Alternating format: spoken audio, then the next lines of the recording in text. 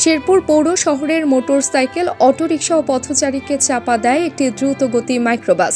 এতে 2 জন নিহত এবং 6 জন আহত হয়েছে। শহরের অষ্টমীতলা বাস স্ট্যান্ড এলাকায় শনিবার দিবাগত রাত 1টার দিকেই দুর্ঘটনা ঘটে। নিহতরা হলেন শিশু রনি মিয়া ও গৌরব, দুজনের বাড়ি শেরপুর শহরেই। হতাহতরা সবাই শেরপুর শহরের নিউ মার্কেটের কালার ডিজিটাল নামে একটি দোকানের মালিক এবং কর্মচারী। পুলিশ ও স্থানীয়রা জানায়, শনিবার দিবাগত রাত 1টার দিকে একটি দ্রুত গতির মাইক্রোবাস শেরপুর শহর থেকে জামালপুর যাওয়ার পথে অষ্টমীতলা নামক স্থানে প্রথমে একটি অটোরিকশা মাইক্রোবাস দুর্ঘটনা ঘটে। এই ঘটনায় ঘটনাস্থলে শিশু রনির মৃত্যু হয় এবং আহতদের উদ্ধার করে জেলা সদর হাসপাতালে নিয়ে গেলে গৌরব নামে আরেকজনের মৃত্যু হয়। শুভ নামে আরেকজনের অবস্থা গুরুতর হওয়ায় তাকে ময়মনসিংহ মেডিকেল কলেজে পাঠানো হয়েছে।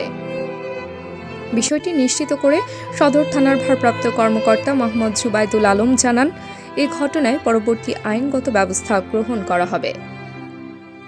তাবাসসুম হক, নীলকণ্ঠ।